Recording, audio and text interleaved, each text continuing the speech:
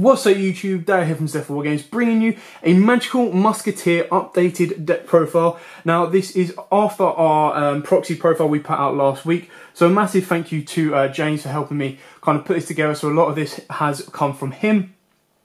What we're going to do is we're going to take you through this new introductory of the archetype of Magical Musketeers, which is basically a deck of monsters and hand traps in the sense that you get to activate your Magical Musketeer spells and traps from your hand. I'll talk you through the ratios, why we play the ratios the way they are, and kind of give you a full analysis of the deck. So, without further ado, let's crack into the profile. We start off with triple Magical Musketeer Caspar. Now this is the short print of the set. It's really annoying that they've short printed in this set at all, but this is the hunt card for most of you guys. And now Caspar is your searcher. He is basically your Deneb, he is your Stratos, he is the searcher of everything. He will add a Magical Musket card from your deck to your hand, so this includes obviously monsters, spells and traps. He searches everything. Level 3, 1200 attack, 2k defense. We play 3 of that because, like I said, searcher, you want it as much as you want. Next up is triple Magical Musketeer Starfire. Now again, this is considered to be another short print, which again is annoying because it is your one of your main cards. Me personally, I prefer Magical Musketeer over Caspar in the sense that Starfire can special summon you out Caspar. So Starfire special summons you out a Magical Musket card, Magical Musket monster from your deck in defense position, except itself, of course. Now, obviously, what you need to know about Magical Musketeers is their effects all go off when a spell or trap is activated in the same column as that monster. Now, this counts for your opponent activating them and, of course, you activating them. And it's a hard once per turn. But obviously you activate during your turn as hand traps, and then obviously if your opponent activates in the columns, it kind of slows your opponent down and they actually have to think about where they play their spells in their columns, as well as you do as well. Starfire is the level 4, 1300 attack and 1700 defense, so they're not massive attackers, but that's kind of where the spells and traps kind of come from in the archetype, and you play 3 of this because again it is one of your most important monsters and you want to see it. Next up, triple Magical Musketeer Kid Brave. Now, this one again, so it's a 1600 attack and 200 defense, level 3. When a spell or trap is activated in the same column as this, you discard 1 Magical Musket card from your hand, and then you get to draw 2 cards. So it's a nice little +1 in the census. Again, obviously your combo pieces, you want Starfire on board, and then ideally when you activate a spell or trap in the same column as Starfire, you bring out then Caspar, then you do the exact same thing. Caspar will then search your Magical Musket card and you kind of move on from there. But again, Kid Brave is a playoff of Caspar with Ties of the Brethren, which is again why you play it at 3.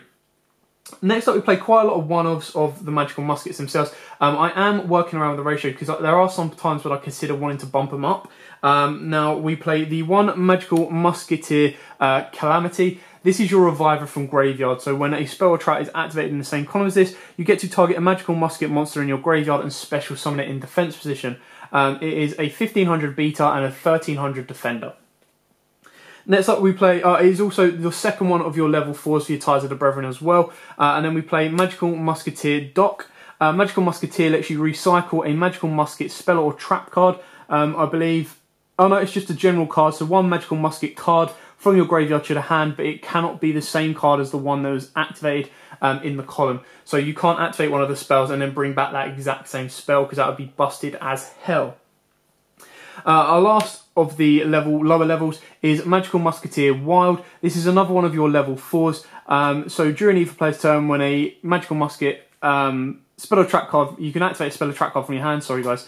And if a spell or trap card is activated in the same column as it, you target 3 Magical Musket cards in your graveyard and shuffle them back into the deck and then draw 1. So he's like the Diguster Emerald for the deck. Now, with the ratios, what I would like to point out is your Ties of the Brethren is most active with your level 3s because you've got 6 level 3s to get on board there, not including Doc. Obviously, if Doc's on the board, it's a bit more active itself as well. I am trying to figure out whether to bump any of these up 1. The only reason that I play them at 1 is because their effects aren't as great as the rest. If I was to bump them up, I would probably use them more as fodder for Kid Brave to kind of cycle through the deck. But of course, I still want them for the Ties of the Brethren play, which is why you play them at 1 at least. The reason we only play the 1 wild is, yes, you do fill up the grave, so you could easily bump this up to kind of recycle your stuff a bit more often. Dock again can be really helpful to recycle, but they're more for later game stages. You don't really want them early game states for the pure sense that they can't help extend your plays because they all rely on stuff already being in the graveyard. They're definitely there to be bumped up. If you want to bump up the monster count, then yes, definitely put these lot at 2 if you want, but you do have to be quite careful with the ratios that you don't mix it too much. Like I said, you mainly want to be seeing your Starfire, your Caspar, and then secondly your Kid Brave. Finally, for the Magical Musketeers monsters, we play Magical Musket Mastermind Zakil. This is your beta of the deck. He can be tribute summoned by tributing 1 Magical Musket card, monster, during your player's turn. If you activate a Magical Musket, you can activate Magical Musket cards from your hand, and then once per turn, during your opponent's end phase, you can draw cards equal to the number of Magical Musket spell and trap cards you activated this turn while this card was face up on the field. You can only use the effect once per turn. So the reason you only play him at 1 is, number 1, you don't want to clog. Number 2, yes, he is the beta of the deck in the sense that he's a 2501 tribute summon monster, but his effect is only during your opponent's turn, and it's really slow because you can activate as many kind of Magical Musket spells and trap cards from your hand as possible, but then if your opponent finishes you off that turn, or you kind of don't see it through, you won't get the plus backs off the draw.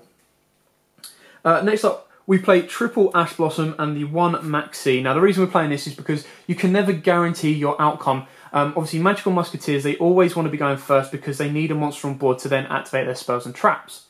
Obviously, the downside is they can brick because they do play quite a heavy spell and trap card lineup.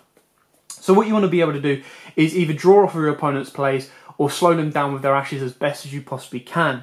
If you don't play either of these, I would definitely say put in 3 evenly matched, in the sense that, again, because they kind of need that turn to set up, evenly matched could be very helpful.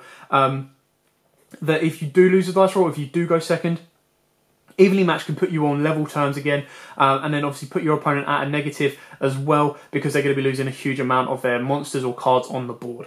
So there are my options between Ash Blossom and Maxis.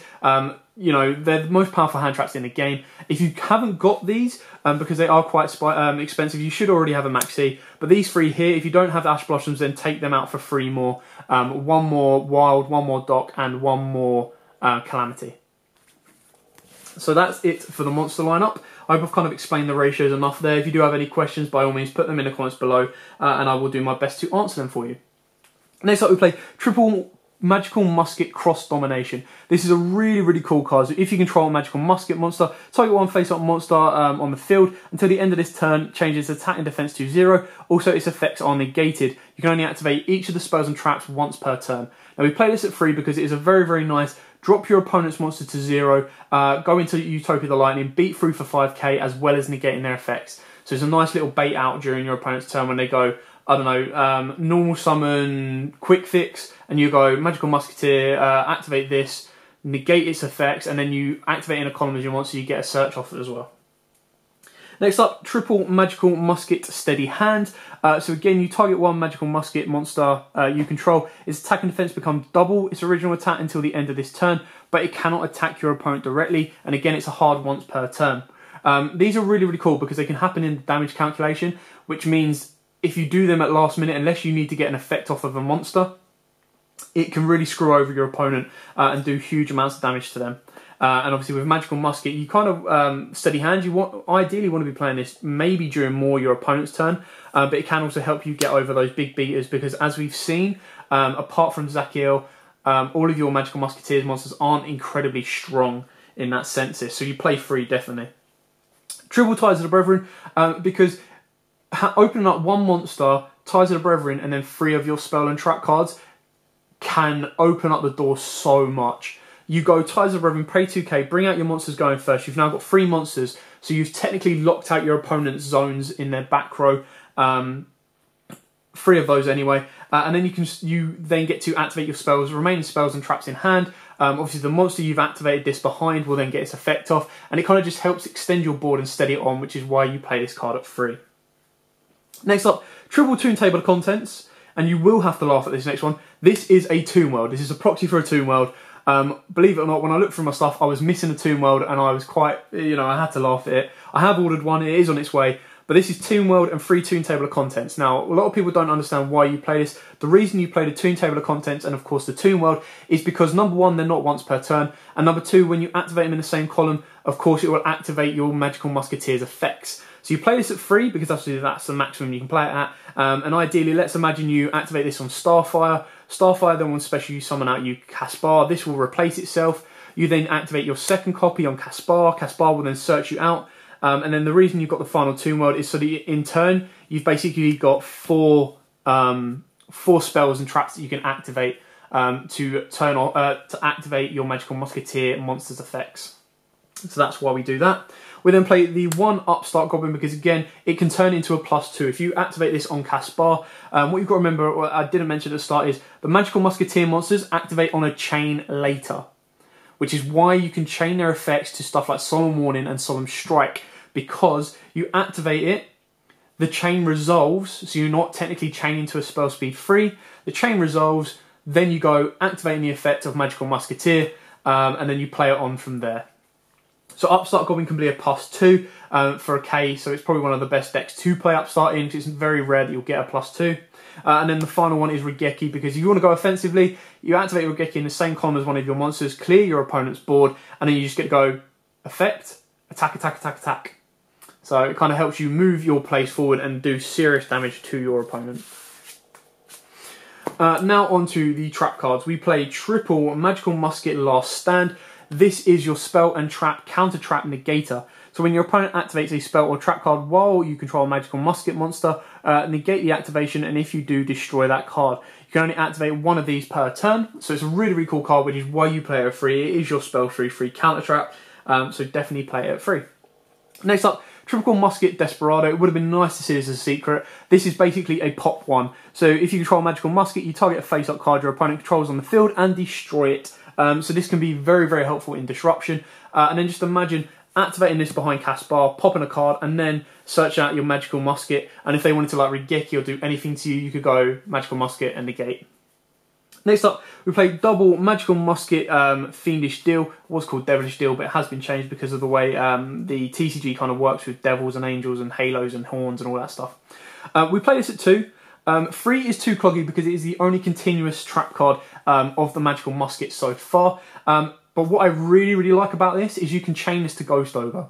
So if your opponent if you go effect of Caspar or any of your Magical Musketeer monsters and they go Ghost Ogre, you can chain Magical Musket Fiendish Deal, because Fiendish Deal basically means if you can add Magical Musket monsters you control cannot be destroyed by card effects. So it also stops Strike as well, which is amazing. So if you have this in play and your opponent goes activate Strike on your Magical Musket monster, you go, yeah, that's fine. They just pay 1500 life points and then it doesn't get destroyed, because if you're negating the effect with Solemn Strike, it's a negate and destroy. So it will negate but won't destroy, which is really, really cool. And your opponent's just paid 1500 life points. And then if it leaves the field, so if this card in your possession is sent to the graveyard by an opponent's card effect, you can add 1 Magical Musket card from your deck or graveyard to your hand except itself. So it's another searcher, but the search effect isn't as important because, yes, in the sense that if your opponent wants to destroy your monsters by card effect, it has to go through that first, but battle's not much of an issue for them. 2 is enough because of its continuous. There are builds that play Magic Planter in this deck that obviously pops this off and draws 2, but we don't play enough continuous spells and trap cards to do that, so 2 is more than enough. Finally, for the traps, we play Magical Musket Dancing Needle. This, you basically target up to 3 cards in the graveyard and banish them, which can be very, very helpful in this modern meta with a load of graveyard effects going off and wanting to be revived and stuff like that. So it can be massively helpful, but it's good at 1 because you can search it and recycle it, and it's not as prominent or as important as maybe the rest of the spells and traps are. Now, of course, you can play Solemn Warning, Solemn Strikes, and stuff like that in this deck. Again, it takes it down a different route, but in doing so, what you've got to be very, very careful of, the same with MST as well. I recommend MST or Twin Twisters to deal with any of those worrying back row, but what you've got to remember is when you're setting the spells and trap cards on the field, you've got to be very, very careful not to lock yourself out, because let's say you've got an MST set and you've got a Caspar in the same column as it, or you put an MST elsewhere looking for future plays, your MST is either going to be dead for a monster effect playoff, or as long as your opponent doesn't set any spells or traps or activate any spells and traps, you can't activate your MST in the same column as Caspar, which means you then can't activate any of your spells and traps from your hand. So you've got to be very, very careful of how you balance that out. Now onto the extra deck. The extra deck is very wide open. It is a standard rank 3 and rank 4 toolbox. But what I do like to play is double Breaksword, because you can deal with your Magical Musketeer Fiendish Deal if you want to. You can also clear off of your monsters or any dead cards like Tomb World and stuff like that to do a pop and a pop. And then a number 47, a Nightmare Shark, again just to attack him through game, and a Super Quantum Mech Beast Grandpa's, just because it's a 2800 booty and it can deal with back row very, very easily. 2, number 41, Baguska the Terribly Tired Taper, because not many people expect you to be running 2 of this, and because you don't rely on the extra deck as much, because you still want to activate your Magical Musket effects, Baguska is still very, very important and very, very strong. Another one of the 3, is Wind Up the Zen Mains. Again, it's a bit more defensive, but it's not as necessary. It's just there as a toolbox option. Other rank 4s we play is number 103, Ragnar Zero, Castell, Abyss Dweller, Gargagar Samurai to go in for game, number 39, Utopia, playing 2 of those, and 2 lightning packages. Now with the lightning package, you could drop one of these down, drop a lightning down, and turn that into another Utopia like C39 to kind of give it an extra boost. It's entirely up to you and open to you on how you would like to play that. We don't play any links because, again, we don't rely on the extra deck, so we don't really need to flood from the extra deck. And again, it is just more about negating, slowing your opponent down, stopping them with your hand traps, and then going in for game and kind of just destroying or finishing off your opponent with stuff like Utopia when you put them down to 0, when you've dealt with all the back row. The last thing you really want to be doing is overlaying your Musketeers and then getting hit into one of these and getting hit into a strike or anything like that. So it is very, very focused on the strategy of the game because of, like I said, it's more focused on the columns. It's still a very, very fun deck. I thoroughly enjoy playing it. It's very, very kind of nice to see it resolve and kind of go through the motions. I will do not so much a test hand video, but I will do a video to kind of show you different scenarios, when to kind of use their effects, when to kind of play it off, just to kind of give you an idea of the kind of routes you take with the Magical Musketeers, and kind of the standard combos that you play. Like I said, one of the nice combos is to do Starfire into Caspar, and then of course you getting the effect of Caspar off, and then searching out, and then you've got your 2 spells and traps in hand and kind of moving it that way. Anyway, thanks for watching. Don't forget to give the video a big thumbs up. This is our 3rd of the Spirit Warriors. We do have a couple of duels coming out on Saturday and Sunday, showing us Magi Bullets or Magical Musketeers against Weatheries, and 6 Samurai with the new support against Magical Musketeers as well. So you'll kind of see a build play of this. It's not this build because they were they've been recorded prior, because I am going away this weekend, so I won't be here myself. But yeah. If you have any comments, if you have any questions, do let us know. We'll try and answer them the best we possibly can. Do not forget, we do have that amazing signed Yugi and Kaiba mat done by Eric Yugi Kaiba and Eric Kaiba Stewart and Dan Yugi Green. That will be coming up very, very shortly. We're nearly at our goals. We just want to hit 1,000 on Facebook and 10,000 on our YouTube. So we're going to keep pushing for that. Anyway, thanks for watching. Don't forget to like, comment, subscribe, share, whole 9 yards. And until next time, guys, as always, happy dueling. If you like that video, why not check out our other videos available? We've got more deck profiles, pack openings, and of course duels. And don't forget to click on the most important button of all, that subscribe button, right in the bottom left hand corner.